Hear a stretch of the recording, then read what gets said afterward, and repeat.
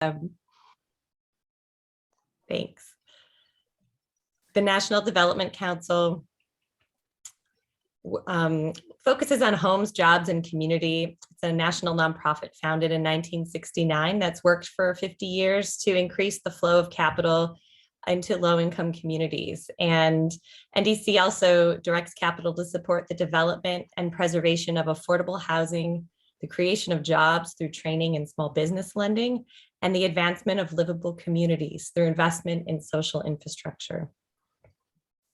We've been partnering with Communities of Opportunity and the Seattle Office of Planning and Community Development's Equitable Development Initiative this year to bring a series of workshops and these lunch and learns to help organizations get information and hopefully build capacity to gain control and ownership over real estate in the region. This event will be recorded today. And I'm excited to introduce our interviewer, Brian Sarat, who is the Executive Director of the Puget Sound branch of the Local Initiative Support Corporation, also known as LISC.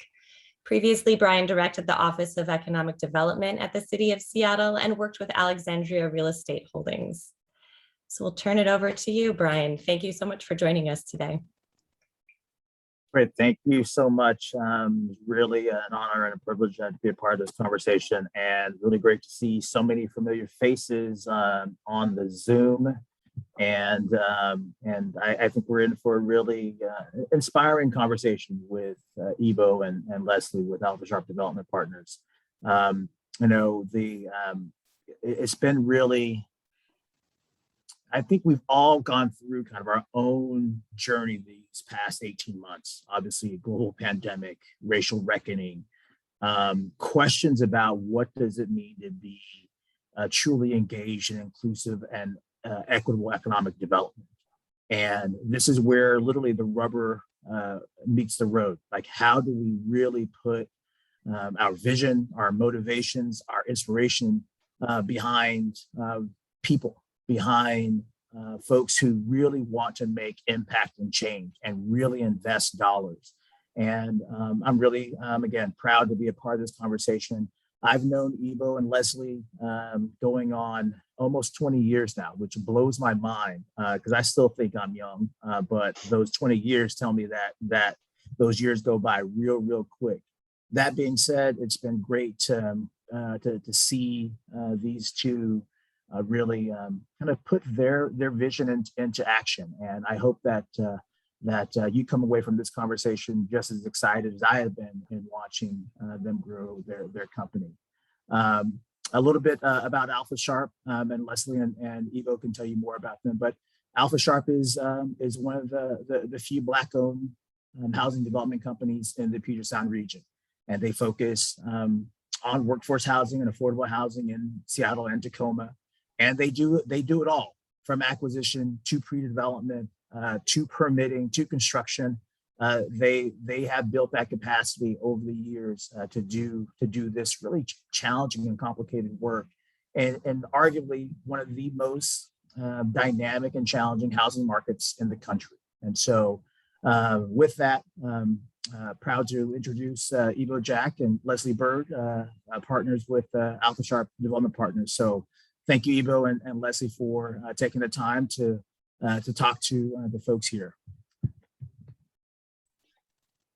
Thank you, Brian, for the really warm intro. I'm not used to people saying nice things. I come from a Nigerian household, so there's a lot of critiques when we get introduced. But no, awesome. This is Les and I. We're really excited to be here. Really excited to kind of talk to you all about our journey.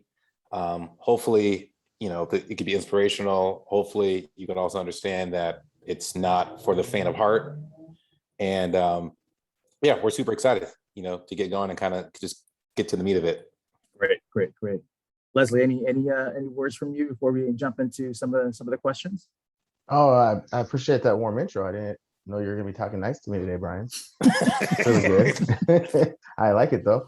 There we go. Yeah, I'm ready to jump in. Excellent. So this is, we want this to be as conversational as possible. There'll be some time for some Q&A at the back end of the conversation. But if you have questions as we're going through, please put them in the chat. And at the end, what I'm going to do, I'm going to pull some of those questions from the Q&A and throw it out there for folks. So in the Zoom era, I've seen people try to like raise their hand, and you always miss some people. But if you can put them in the chat, I think that's a great way to kind of catalog the questions and bring them in front of Ivo and Leslie. So I'll start with the first question. We'll spend about 25 minutes during this portion and leave a good chunk of time for Q&A. The first question out the gate: how did you both get involved in real estate development? You both, frankly, come from engineering backgrounds, and from the University of Washington, and engineering is engineering. Real estate development is a whole different space. I'm kind of curious what drove you into this industry to begin with. Okay, so there's no secret that the area has a housing shortage, major housing shortage, and it's been here for a while.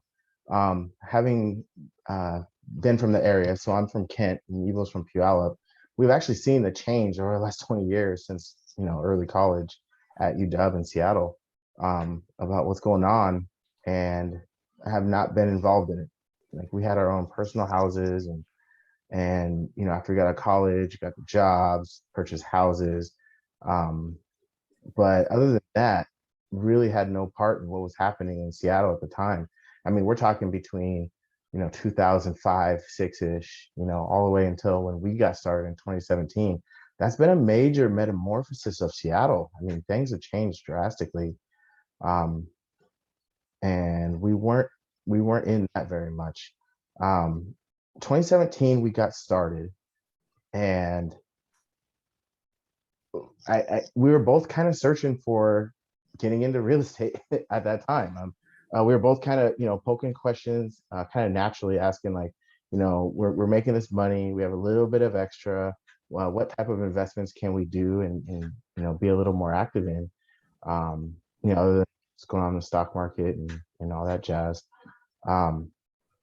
So our first deal actually didn't come to fruition.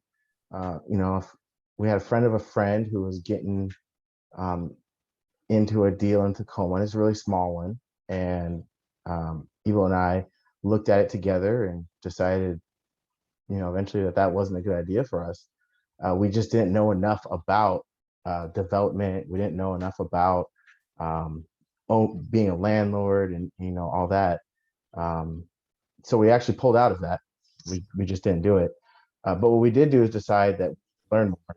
And the best way to do it is to jump in. So in 2017,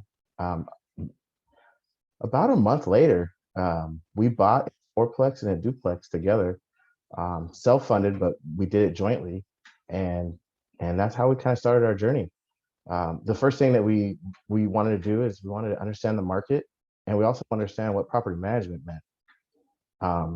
It's kind of, the term property management is kind of very common, but it can be a little black boxy. You don't really necessarily know what all property managers have to do to push their business. So anyway, so off the bat, we had 6 units with tenants in it, and started property managing. And then at that point, we said, okay, well, how do we buy more properties? So basically you got the bug. You got the bug to said, okay, there's opportunities here. And I'm still struck by when you said 2017, that's not how long, a lot of years in this industry. And, I'm curious, I want to dive a little bit kind of deeper into kind of your own personal stories and kind of,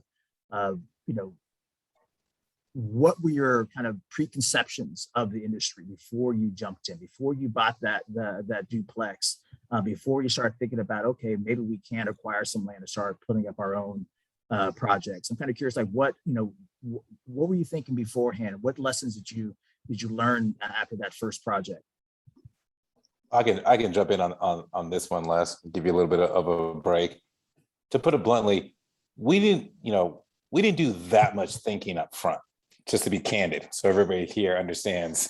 I think a lot of times we look at the results and we assume people had a great plan. That's not usually how things work out, per se. So when we started getting into real estate, we were always told that real estate's a good place to make money and wealth, and these are the things you're told, and we're like, okay, we're awesome, we want to participate in that. In the process of having tenants and being a landlord and understanding the necessity of housing, like, it really changes when you realize people really need this product. It's imperative that people have a place to stay. And as time went on and we started doing more and more research, we started realizing that, oh my gosh, there's way more impact we can have in our community outside of being the traditional real estate investors. And so the question that we really had to ask ourselves is, do we want to make money, or do we want to make money and do something that's a net impact positive for our community? Because if you want to make money in real estate, there are tried and true approaches to doing that. You find stuff undervalued, you fix it up, you sell it. You syndicate a deal, you fix it up, make the units more expensive, you sell it. Like, there's there's things there. We looked into a apartment building in Puyallup, Washington, because we're like, hey, we want to get apartment building, we want to step our game up. And we did the math and we're like, there's no way that we can afford an apartment building. It's just impossible. Like, this is crazy. So then we sat down and said, well, how much would it cost to build something? Because we know we can't buy anything. And actually, if you really want to affect affordability, you have to add inventory. You can't just sell and resell existing housing stock. And then that's what led us to essentially making our first land acquisition, which was basically a yard for $46,000. And so in hindsight, if you look at land acquisition costs, $46,000 is nothing. But in 2017 in Tacoma, buying a little strip of dirt cash for $46,000 is a big deal, because everybody's like, what are you going to do here? What's the purpose of all this? And in going through the process of saying, hey, we wanted to build a fourplex, a 4-unit building, and say, hey, we now took an area that had like a shed and we now put a 4-unit building on there. It was Mr. Bird who did a lot of research and kind of found out that if we really wanted to, we could fit an 11-unit building on that site. Well, that's a game changer from the economics of the deal. It's also a game changer with regards to the value that you're able to create off of that land.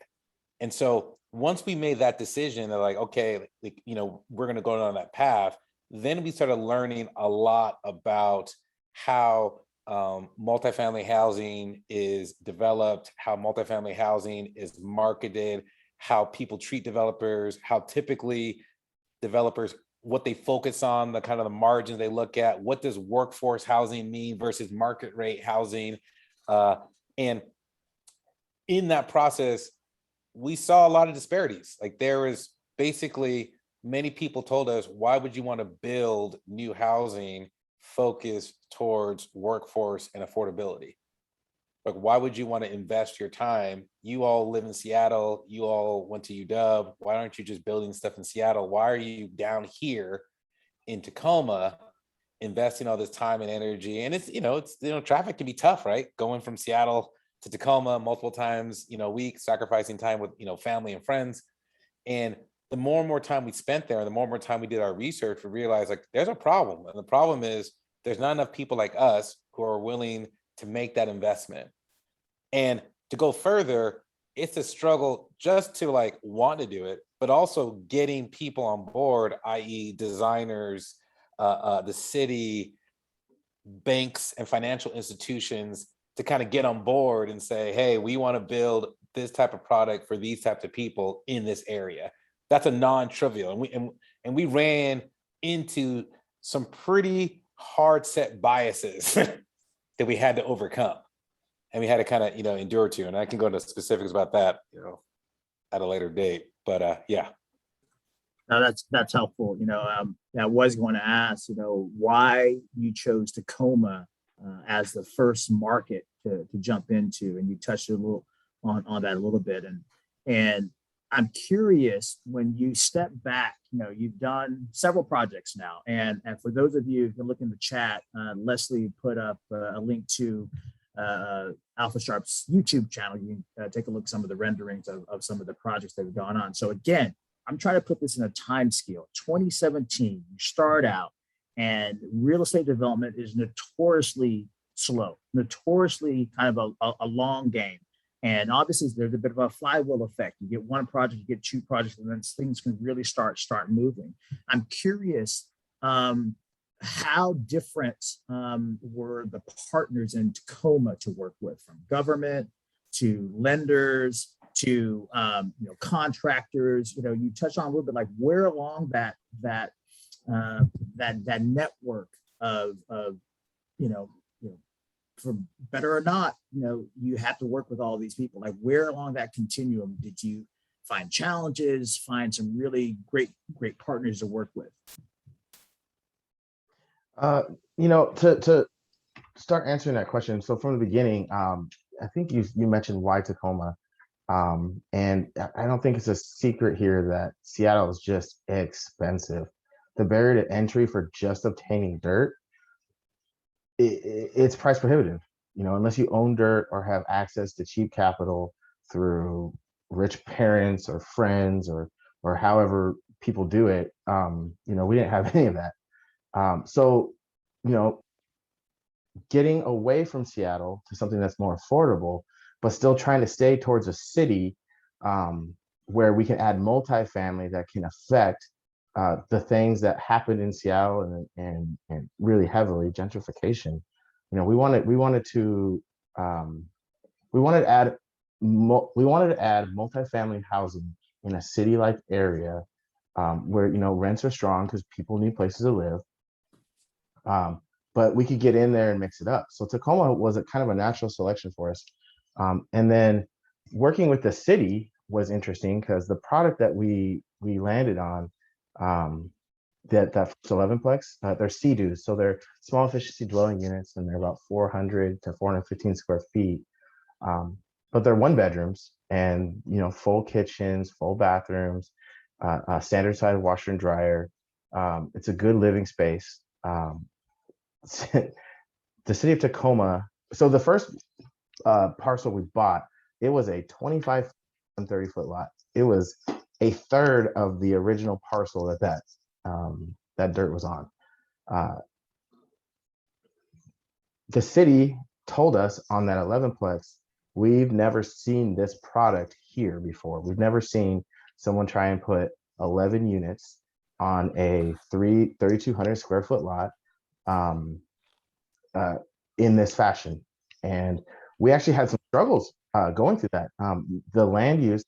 So, I worked in aerospace for 10 years, and, I'm reading FAA regulations and codes had become natural to me, right? 10 years of FAA code. Well, it turns out that city municipal code is very similar to FAA regulations. In fact, I would argue that it's simpler. There's less pedigrees and less catchas and catch-alls in the city code and the IBC code versus the FAA regs. So that's where we found that little glitch in the matrix of how to compact 11 nice size one bedrooms, decent size one bedrooms in such a small lot. And when we submitted the first package to the reviewer told us, you can't do this. And we said, what are you talking about? It says right here. It's like, oh, you're not reading that right.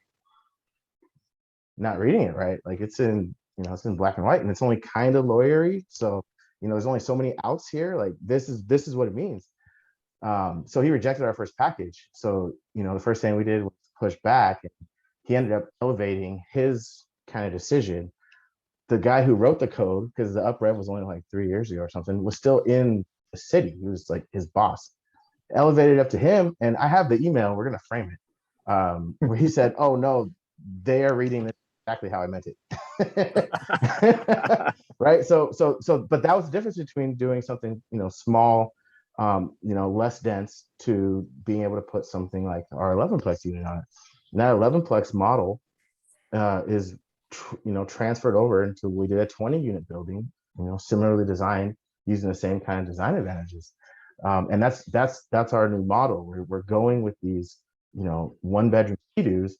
And we had it, so the city had a learning curve that they pushed us on. It took us 14 months to get permits in that first one, which in Seattle that might not mean a lot, but in Tacoma, the last round we got was 6 months. So that's we cut the time in half just by going through and learning this type of building and product together. And then building the building, there's some challenges. The sub, we like to use local subs to the area that we're developing in. So you go out, you find new subs, and you try and find out what they know, what they don't know. Do they know how to bid this correctly? Would they know how to build it correctly? And there's a learning curve there. And with our designers on the first one, our architect, we ended up having to let him go 8 months into the project because my guess is he was just gassed out on the creativeness that was needed to get this thing through permitting. So we had to pick up a second designer architect to get us to the end for that first 11-plex. And then the banks and the appraisers was interesting too, because commercial properties based on how much the values are based on how much the property has for income and NOI. And the appraiser and the lenders that we were talking to did not argue with that part. But when it came down to the income per square foot, they said, this is abnormal. We don't see it this high. We're not doing what you're asking us to do. We're not doing the perm financing for this. Eventually we did get it perm finance, which was great. We had to go with a very local lender for that, who knew the market. But so yeah, it was a learning curve for everybody. The cool thing was, as we were learning it, everybody around us was learning it too. So we kind of all got to experience it together. And I think that helped with the experience. So I don't know, does that answer the question? That does. And again, it goes to the hustle and the tenacity and the resilience that both you and Ebo have exhibited, because when I think about all the kind of built-in systems, right? They favor long-established companies, larger companies that may have these relationships that they know what the formula is. But both of you, by sheer necessity, because you're a two-person shop, you had to kind of push convention and push these structures. And, you obviously were successful in that. I guess the question becomes, are you an outlier, or can, what are some of the things that can be done structurally? Because one question in the chat from Grace Leong, she said, Leslie, as a smaller company, how do you absorb this cost of bureaucracy into your projects? How do you work around this? How do you take it on? Oh, Yeah. And go ahead, Evo. That's a great question. Okay, so there's a couple strategies that we employed to alleviate some of the cost burden. So first and foremost, we decided to be the champions and to be the lead, what we call the design coordinator during the design phase of our project. Now, Leslie and I happen to have an engineering background, so we're a little bit more comfortable dealing with the math and dealing with some of the technical aspects. So that's a point of differentiation for us that we leverage heavy. So when we're debating, or less debates, when I was arguing with the architect about the glazing calculations on the building, we can just do the math and be like, your math's wrong, and like, you need to update the drawings because you didn't calculate that. So that's one way that we kind of close the circle, on that. We also now build our buildings in-house. So we're vertically integrated. So because we invested so much time and energy into the BIM modeling, the design, the land use, the permitting, we also want to make sure we recognize that value on the build side. So when you're building a very, very complicated building, which our buildings on the surface are simple, but the number of units in the area we're putting it in, there are some very strict guidelines. You do need precision in certain areas for it to work. And when you're off, it's a big, big deal. And so the easiest way to get around that is for us to be, well, we designed it. We have the drawings. We mark up on the framing, or we mark up on the dirt. You can't go past here. And then again, that is another way that helps us kind of control costs, because we have the understanding, we're able to really kind of sit there and we mitigate risk. A biggest thing when you're working with local vendors is if there's a $50,000 problem, most subs can't swallow that. They can't handle a problem that big. I'll give you a little example of a current issue we're dealing with on our build. We have a building that we're trying to go live in 6 weeks, and our electrician came back Monday and said, I can't get your house meters. Every house has a meter panel on the back. I can't get your house meters till the end of November, early December. In which I told him, just rough ballpark, that's going to cost us $60,000 in delays. And he's like, I can't afford that. I'm like, I didn't ask you to pay for it. I just want you to know, if we go with that, that's going to cost us $60,000. So we went and let's kind of spearheaded it, like, a little SWAT team. And we got on the phone with the electrical engineer, because we were the designers. And we got on the phone with the supplier, and we got on the phone with the electrician. And now after this call, I'm going to go purchase the right equipment right after here, because we found a vendor that had it local. But like that, in a traditional setting, you just would have to wait to the end of November, and you're going to have to take that $60,000 hit. So these are the things that you have to do. You got to find the right partners that can help you get through problems like this, because they happen.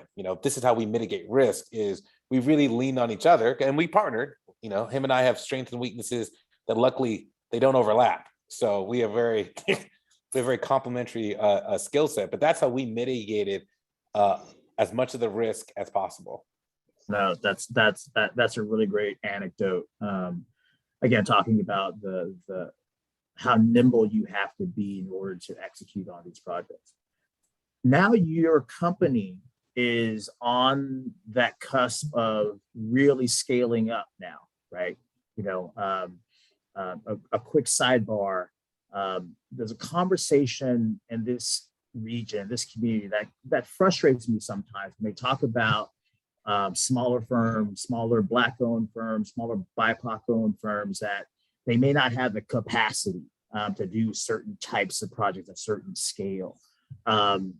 Again, using you as Exhibit A, you started in 2017, started in just acquiring a duplex, you built 11 units, you got another one that's under construction, and now you're looking at a potentially 100+ unit project in Seattle, in the most expensive market in this region.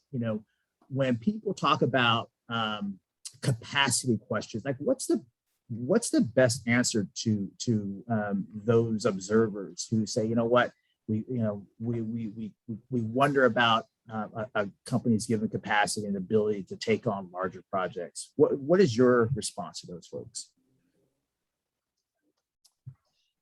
Go for that. Yeah. Our model so far has been, we need to focus on bringing affordable housing to the region, and be mindful of that. And if we need to grow or change or evolve, we do it when needed.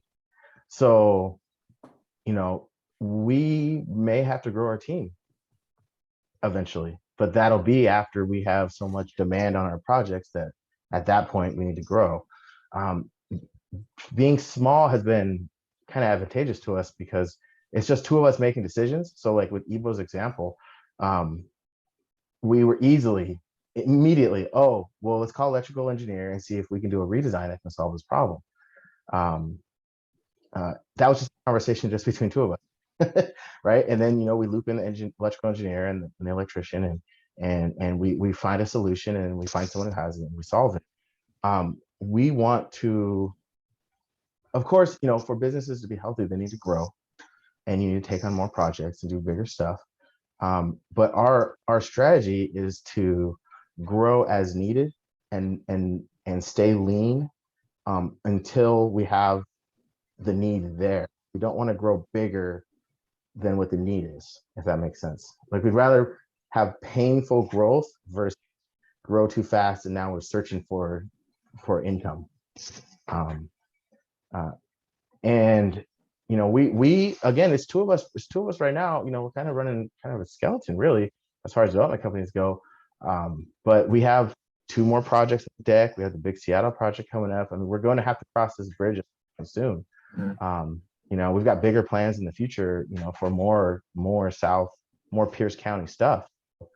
To answer your question, we haven't had to cross that bridge yet as far as growth goes, but we are prepared to. I mean, Evo has experience in business and growing businesses, you know, through his, you know, his other career, which we will probably lean heavily on as far as how we decide to make, you know, strategic growth, which is going to help. So Brian, real quick, just to piggyback off of those comments, I have a more visceral response to it, and I know you're not surprised. For everyone on the call, Les is the factual member of the team, and I'm the one who brings the hyperbole from you know, from time to time. So the whole premise of the question I find offensive when people say, "Well, how can you handle this amount of work?" What entrepreneur says no to opportunity? What entrepreneur says no to capital? What entrepreneur says no, I don't believe in myself? See, that's a coded message, Brother Sarat. In case you guys all know, Brian and I are fraternity brothers. That's a very coded message, and we got that, and we've heard people say that. The thing is, we definitely have pipelines, ideas, viable plans of how to deploy tens of millions of dollars of capital to make immediate impact in our Puget Sound region. And other firms, some of the largest construction development management firms in the world, you find out they get a project, and what do? They have to figure out how to service, how to meet that demand, how to scale. So I hear it, and Les and I have reached out to several institutions who on one hand will say, we have money for impact investing, we have money for blah, blah, blah, blah, blah, by all these different things that they say, but when the rubber meets the road, they kind of don't have, they don't really have much to say. We had a lender who underwrote a loan for us. We've done business with this company before, and at the last minute, they pulled it. So Les and I went and had a sit-down meeting. And I mean, I was just theatrical, hand waving, stomping around. And at the end of the day, I asked him, and I was like, "Hey, do you believe in us?" And he paused. And I said, "Because your appraiser believed in what I did. Your salespeople, everybody involved believes. The numbers are the numbers. But you're telling me you don't believe in us." And now, it's good to know when somebody's like, "Hey, I'm comfortable with you in this setting. I'm not comfortable in you in this setting." And we found that out. Now, do we use this lender? No, we can't use this lender because this lender's playing us small and we want to grow. And so It bid for two more projects too. They keep bidding, they keep knocking on the door, and maybe I need to be a less prideful person. We can talk about my issues at a later date. But no, it's super frustrating because we hear this all the time. Can you handle this? Like, think about it. Everything that's getting built in the Puget Sound region, it's the same crew of people building it. Mm-hmm. It isn't like this. These are brand new folks. It's the same electricians, plumbers, sprinklers, foundation crew, concrete crews. So all these firms are using the same local talent. It's just, okay, sure, yeah, let's. So anywho, we'll go back to the scheduled questions, Brian. No, that's so good, because I agree with you, and that's why I struggle with the question about capacity, and That's not just in the real estate space. It's across the board. The unwillingness to invest because of concerns around the right type of capacity, and to your point, it is coded. That being said, you have found ways to navigate that by just sheer force of will and your own personal and professional backgrounds. When you see other Black developers up and coming, what advice would you give them? Or maybe put it more directly to you, if you were to look at yourselves and your 2017 selves, what would you tell tell Les and Ebo? Like, what, don't do that. Here's what we should have done. We turned out okay so far, but we should have done X, Y, Z. What nuggets would you provide yourself and others who are trying to get into the game? I think that's a great question. It's hard. I would like to say that there are many things I would have done differently, but as being a person of color, there's not that many hands we were given. We didn't have that many angles to go. In hindsight, what I would say is, I think we definitely could have been a little bit more decisive. I think Les talked about, we had an architect that we were questionable about, and we've had a couple consultants type folks, some engineering firms, people that we've hired, that we got the vibe pretty early on that they weren't necessarily the best, and we waited longer than we should have to correct that, to just kind of move off of it. And that's just kind of hard to do, because again, the fear that we had was, will anybody work with us? This is like, we were like, would anybody look at the two of us and even want to work with us? That was the hardest part. Like, we were pretty confident that we could get people to like do the construction work, but would we find designers that would actually look at us and say, all right, I'll help you design your building, I'll help you with the permitting. So we were kind of like, the first guy that showed interest, we kind of went with. And because of his failure, we had to learn a lot about land use code and architecture, which that was a benefit to us in the long term. I think I don't necessarily want to tell people that you need to live in the IBC code book and you need to live in the Tacoma land use guides, because that's what we did.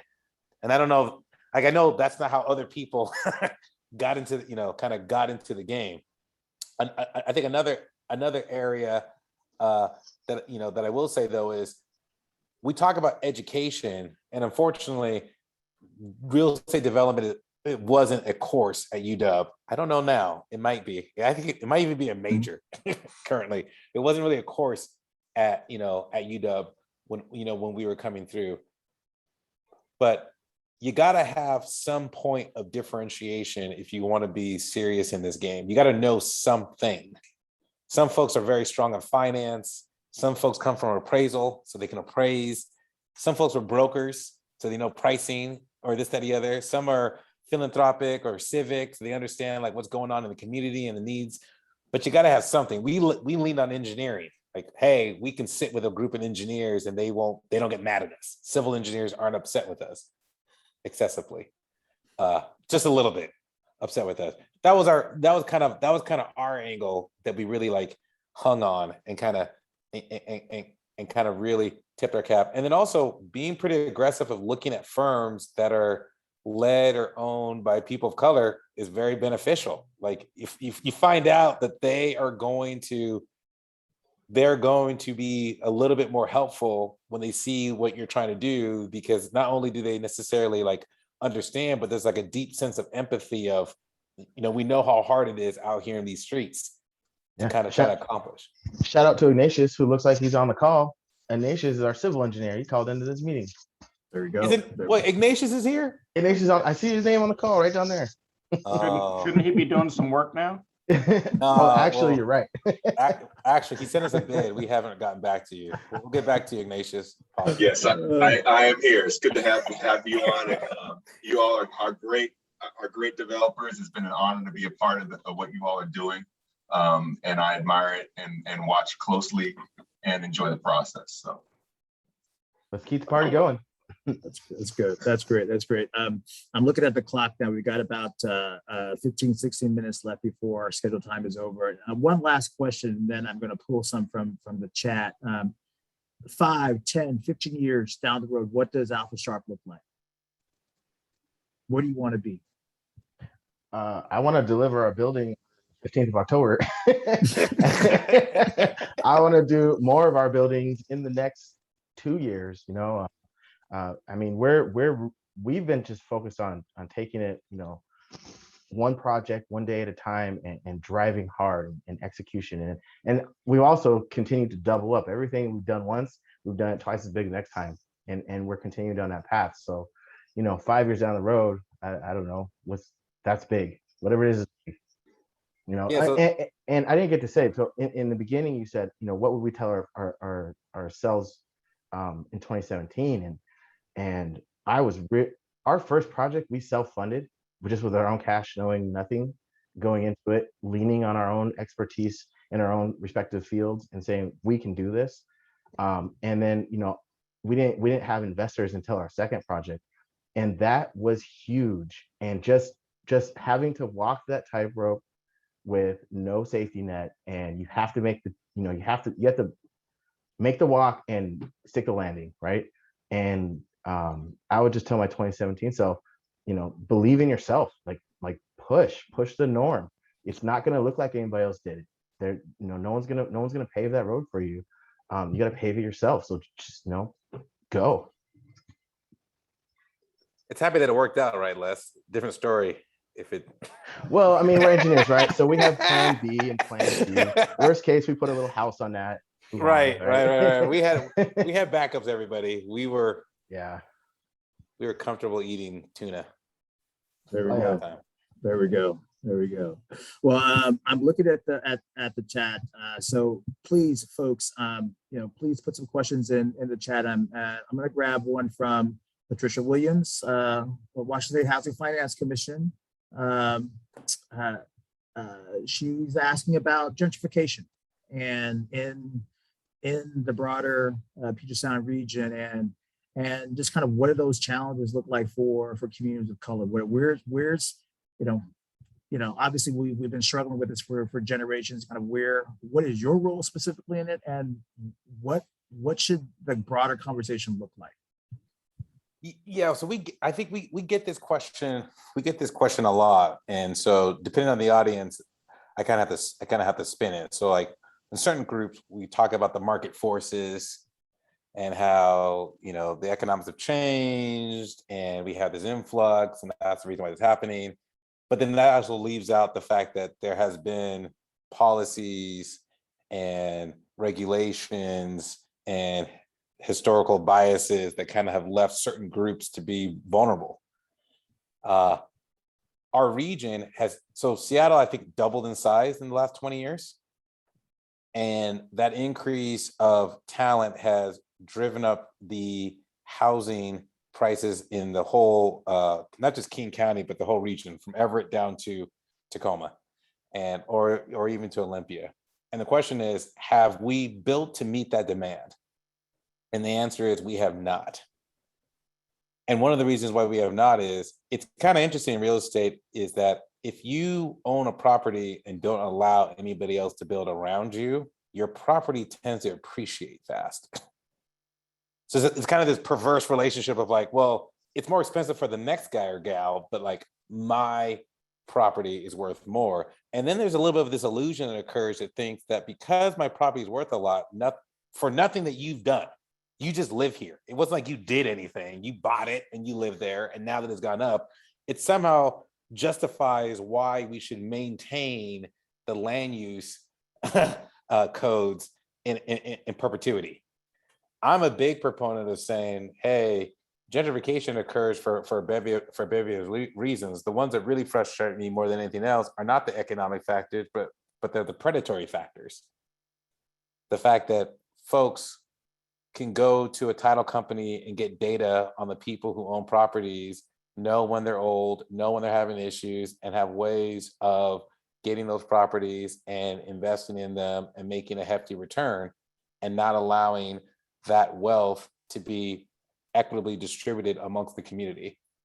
So some would say we have to educate ourselves, but this is a hard lesson to learn, because who teaches about how grandma's house could be parlayed into an asset that can really live on for 100 years? Like I think that's our responsibility, honestly. Like, I think it's our responsibility to say, and there are organizations that are, Africa Town, there are organizations that are really focused on that education with regards to, do you know the value of the asset that you have now? And do you understand what that means, when you move? Now, on the flip side, when you move, how do we set it up so that it doesn't repeat itself 20 years from now? So you're in the Central District, you're in South Seattle, let's say you go to Skyway, let's say you go to Renton, let's say you're in Kent. How do we build communities that are more sustainable there, so 20 years from now, this isn't occurring? And I don't have the answer to that, but I do think we have to continue to ask the question. And it comes up, I think it's fair for this question to come up in every forum at every time, because it might, it's going to probably take a multi-pronged attack for us to really kind of put a stop to it. No, I think your point on looking out over the horizon is really, really important, because to your point, we haven't fixed the current challenge, or frankly, we haven't really articulated the current challenge of gentrification displacement, and we're setting ourselves up for repeat down the road. And it's just a similar pattern. So that's a question. I know there's a lot of conversation around, what one answer be increasing Black home ownership in certain communities. Washington State has some of the lowest Black home ownership rates in the country. And is that part of the fix? Yes. Obviously, schools, the whole shebang. Like, how do you reconcile increased infrastructure and also that communities need, but also stave off folks who are wanting to take advantage of that and push vulnerable people out? And I think that's just a tension that is vexing. And I think part of the solution in my mind is just more ownership, more Black ownership, period. And because in the context of American capitalism, ownership is king. And that drives so much of what we're trying to do. Looking at the chat, I don't see any other questions. I'll just quickly open it up to the audience here. Are there any questions, one or two questions that you want to offer? Ask up to Ebo or Les. Raise your hand. Turn on your camera. I see Chuck. I see Tony. So with that, Ebo, Les, any parting thoughts? Actually, we see Bobby Thomas just threw it in his camera. Bobby Thomas has a question. Oh no, I just wanted to turn my camera on for support. Okay. Oh, there we go. Appreciate that. So, Ebo, Les, any parting words, folks? Again, Ebo, Les threw up the link to some of the renderings of their various projects. I encourage everyone to take a look and continue to watch them grow as a company. But Ebo, Les? I think Jonas has a question. Yeah, I'll come on. Again, thank you so much for you guys really letting us know how you guys did it and being an example to the rest of us for what you guys are doing. And in terms of building a Black wealth and also keeping the real estate conversation, when you talk to government, what would you guys' advice be to local governments, be it the mayor, city council, and both cities you guys are working in? What should we do to the city? So my knee-jerk reaction would be, Jonas, is to radically review your municipal land use codes. And I think Seattle's tried that, and there's been a lot of contention, and there's been a lot of just pushback on it, but that is a big deal when people say, hey, we want to have, we want to have Black ownership. So what are we allowed to build here? Because again, your starter home might not be a home in the traditional sense, like in 1975. It might not be a 3-bedroom, 2.5-bath house. It might be a 1-bedroom studio. It might be a row house. It might be something of that nature. Well, if those products don't exist, how do you get into the game? It is challenging to get in the game at $750,000 for your first purchase. So that's what I would tell the city. It'd be like, you have to have housing product at multiple price points, and they're all valuable. You cannot emphasize, I care about the $1 million home, or I care about strictly affordable. Like each tranche serves a very specific part of the market. And I think that's what builds a vibrant city. Like you want a city where people can live in places for, $700 all the way to $5,000 a month. Like you want that range that allows for innovation and creativity, allows for people, students and artists and people and corporate folks to be together. And I look at that to any city, and Tacoma's definitely made bigger steps than I think Seattle has. But well, what are we doing? Because there's a gap between market rate and what HUD calls affordable housing. That spectrum between there is where a lot of people really sit, right? They're like, I got a job, I don't make that much money, I don't qualify, but there's nothing in the region that I can, that's affordable to me. So how does this person of color start building their wealth? Because the way the US is set up, your home is your primary generator of wealth. So it just needs to be extremely deliberate. This won't happen by chance, because we didn't get to this situation by chance. So we have to undo actively and prescriptively undo what has been, like the red line, like the activities that have happened over the last 100 years. And that's, if I had opportunity to talk to the mayor or planning offices, which I do in Tacoma, we talk to the planning offices and we just keep saying like, hey, you got to open this up more. You need to have more diversity in the types of properties that you have so people can have different types of ownership. Great. I think that was a great final question, great answer, Ivo. We've got 3 minutes left. I'm going to turn it over to Melissa to close us out. Thank you, Brian, Leslie, and Ivo for this great conversation. I'm just going to real quick pop up my screen to share our next event. And that is going to be an asset management workshop in October. We heard from Leslie and Ivo.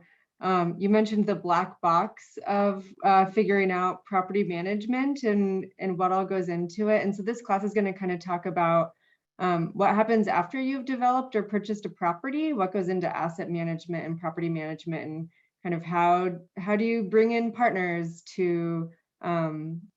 or how do you figure out if you want to bring in partners to help with that and evaluate them. I'm sharing my screen in 1 second. Let's see. All right, and so that class is going to be over a couple of days in the mornings, Tuesday, October 26th, Tuesday, November 2nd, and then there will be an optional day on Thursday, November 4th, all from 9 a.m. to noon. And look for an email that will have a link to go ahead and register for that. So this is really for any individual or organization that's either owns real estate currently or is kind of thinking about it and has that in their horizon. And we will also be following up via email to announce the date for our October Lunch and Learn. So yeah, thank you so much again for being here, all of you. And yeah, hope to see you at the next event. I just have one final thing I wanted to say. Yes, please. Ivo and Leslie, I walked into this conversation inspired by both of you. I walk away even more inspired by you all, and you're building something really great, and that you are going to leave a mark. And so I just want to thank you both again, and This is great. And I think there's folks on this call that want to follow up with both of you on the side, because there's some great things happening that you guys are leading. So thank you both. Appreciate it, Brian. Yeah, thank you for having us. Yep. Thanks. Take care, everybody. Thanks, everyone. Thank you.